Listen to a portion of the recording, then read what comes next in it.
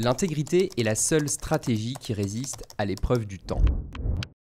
Si vous tapez vendre définition sur Google, vous allez probablement tomber sur ça. Céder la propriété de quelque chose à quelqu'un en échange d'une certaine somme d'argent. Le problème, c'est qu'en préparant cette vidéo, j'ai réalisé autre chose. C'est que vendre, dans la langue française, ça veut aussi dire trahir quelqu'un, un groupe, et dénoncer contre de l'argent ou un avantage quelconque, vendre ses complices à la police. Sauf qu'il y a encore pire, il y a ce mot « vendu » qui est dit d'une personne qui a aliéné sa liberté, qui a trahi ou accepté certaines compromissions pour de l'argent. Voilà, c'est ça que le monde renvoie de nous, commerciaux aujourd'hui. Et c'est profondément désaligné avec ce que nous vivons tous les jours et ce que nous essayons de faire. Parce qu'au fond, ceux qui font ce métier sérieusement sont tous convaincus de la même chose, les meilleurs commerciaux sont aussi de bonnes personnes. Des commerciaux qui sont convaincus qu'ils peuvent être très performants sans trahir, sans dénoncer ou s'aliéner, il y en a partout. Évidemment, je pense que j'en fais partie, mais le problème c'est qu'on ne les entend pas assez. Et c'est d'ailleurs pour ça que j'ai monté cette chaîne YouTube. C'est pour ça aussi qu'il y a 6 ans, j'ai monté Mime. Ce manifeste, il est destiné à tous les commerciaux qui en ont marre d'être assimilés à des Jean-Claude Convenant. Ceux qui veulent faire partie de cette génération de commerciaux plus performants, mais aussi plus responsables. À tous ceux, finalement, qui ne trouvent pas leur place dans le modèle de commerciaux qu'on nous a vendu, cette vidéo est faite pour vous. Les prospects ont changé, nous aussi. Ceci est le manifeste des commerciaux performants, intègres et modernes.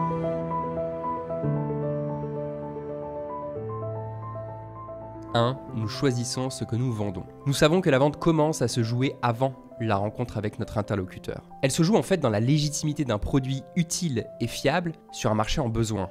Et c'est la raison pour laquelle nous sommes très précautionneux des entreprises pour lesquelles nous vendons. L'un des plus grands secrets pour réussir à vendre plus simplement que les autres, c'est déjà d'être convaincu par son produit. Vous le savez, rien ne peut battre cela. Pour nos croyances internes, pour notre morale, et parce que nous savons que nous faisons quelque chose de bien. Vendre un produit auquel on ne croit pas honnêtement, c'est une des premières sources de malheur pour les commerciaux et il faut arrêter ça. Il faut avoir le courage de partir. C'est pour cette raison que nous choisissons ce que nous vendons. 2. Nous sommes la première personne à convaincre. En début de discussion, nous ne cherchons pas à convaincre nos prospects. Nous cherchons d'abord à nous convaincre nous-mêmes que nous pouvons être utiles, pertinents et impactants pour eux. Car si la manière la plus naturelle d'être convaincant, c'est d'être soi-même profondément convaincu, cela passe surtout par l'adéquation entre votre solution et la situation de votre prospect. Cette conviction intime est une force, elle transforme notre discours, elle transforme notre posture, notre impact, et c'est ainsi que s'initie un changement profond dans notre manière d'être face aux prospects.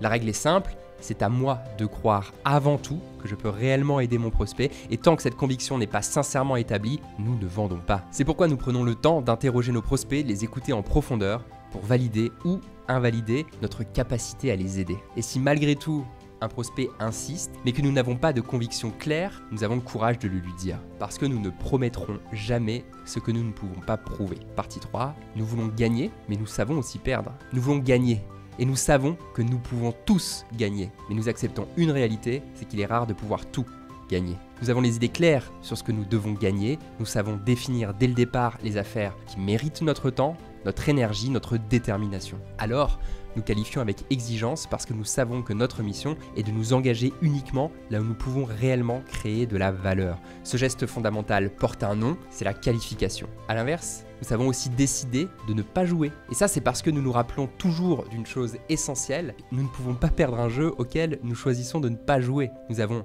la présence d'esprit de mettre fin à un cycle qui n'apporte ni valeur pour nous, ni valeur pour nos prospects. Nous choisissons nos combats. Nous savons que protéger notre temps, notre énergie et notre crédibilité est un acte de lucidité et non de faiblesse. Enfin, nous ne prenons pas les défaites personnellement. Perdre fait partie de notre métier, c'est une réalité et c'est normal. C'est pour cela d'ailleurs que nous ne nous définissons jamais par une seule victoire ou une seule défaite. Nous savons discerner quand abandonner est un acte de sagesse et quand redoubler d'efforts est un acte de force. Et c'est pourquoi nous refusons de tomber dans l'illusion du super-héros qui s'accroche à tout prix sans aucun discernement. Nous choisissons nos batailles, nous choisissons nos victoires et nous choisissons aussi nos défaites. Alors oui, nous voulons gagner et nous savons que nous pouvons tous gagner, mais nous savons aussi que nous ne pouvons pas tout gagner. Partie 4, nous faisons 2 avec notre ego.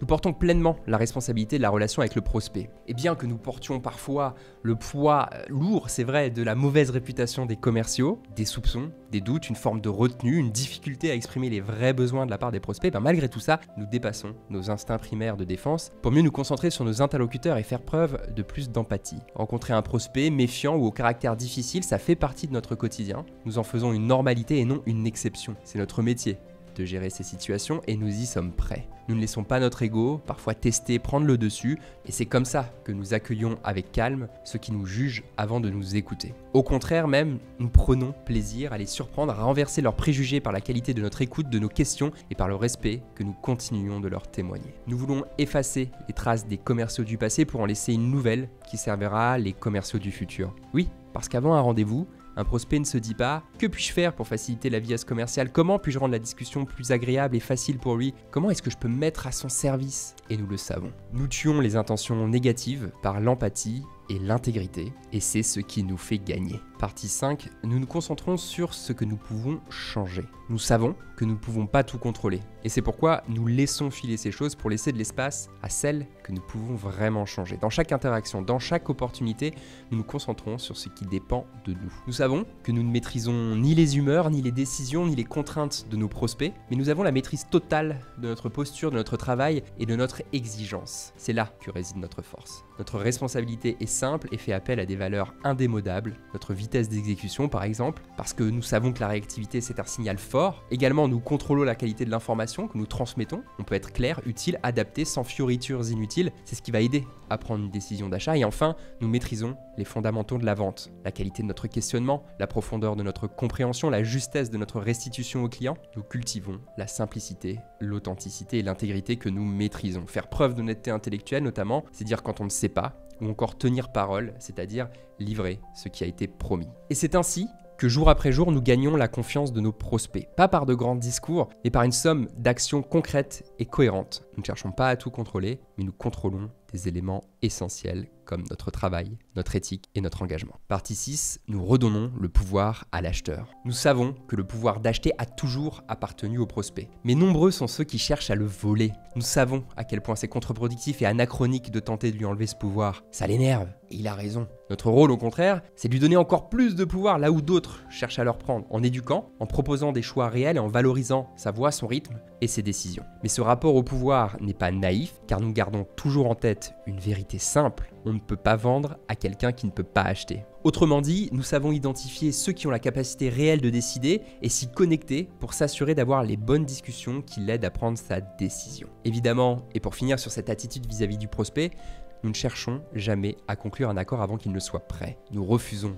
de précipiter nos prospects. Nous ne cherchons pas non plus à closer avant que l'acheteur, le prospect, le véritable décideur, soit prêt lui aussi à s'engager. Nous respectons leur tempo. Les prospects aujourd'hui veulent décider par eux-mêmes et nous ne cherchons pas à leur voler ce pouvoir. Nous cherchons à les aider à l'exercer au contraire. Et c'est ainsi que nous gagnons sur ceux qui croient pouvoir faire le contraire. En bref, nous redonnons le pouvoir à l'acheteur et il nous remercie pour ça. Partie 7, nous choisirons toujours le courage à la facilité. Nous avons le courage de rester honnête, même lorsque la vérité est risquée. Nous avons le courage de travailler sans garantie de gagner et d'être fidèles à qui nous sommes. D'abord, le courage de cultiver l'honnêteté intellectuelle. Pour nous, cela signifie rester fidèle aux faits, sans exagération, c'est-à-dire ne pas manipuler l'information pour forcer une forme de décision. 2, à nos convictions, sans compromission. Et 3, à l'intérêt réel de votre prospect, même si cela peut nous coûter une opportunité là dans l'instant. Savoir dire non ou ce n'est pas pour vous lorsque c'est nécessaire, c'est une force que nous développons. Nous préférons une vérité difficile à une mauvaise vente facile.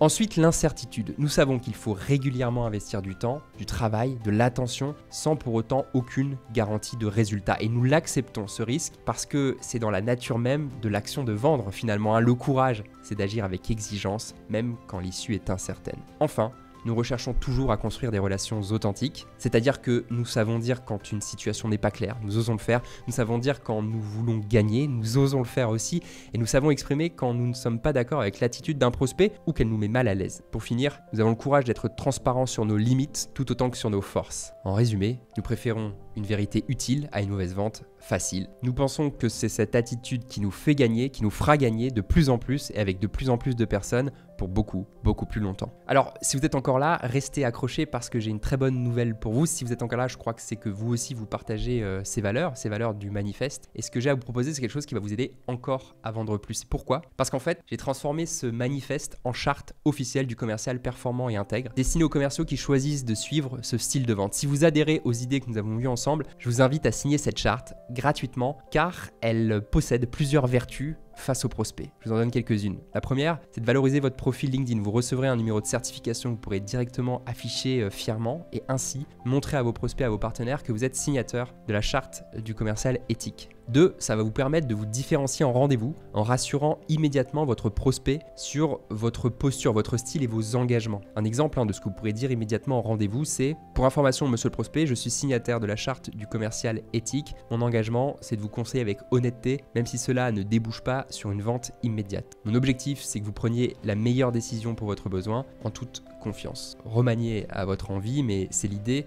d'une chose que vous pourrez faire et qui est gérée par un tiers de confiance, en l'occurrence MIM. Et puis pour finir, ça va vous permettre aussi de vous engager publiquement vers une approche éthique, professionnelle et performante de la vente et participer ainsi à faire grandir ce mouvement beaucoup plus vertueux pour la vente B2B en France. Le lien pour signer la charte est dans la description, c'est entièrement gratuit évidemment. J'espère que vous serez nombreux à nous rejoindre en faveur de la vente performante et intègre. Parce que certes, on veut tous faire beaucoup de chiffre d'affaires, mais on veut aussi tous rester intègres et réconcilier les prospects et les commerciaux parce que c'est ça qui est juste. À très bientôt et bonne vente à tous.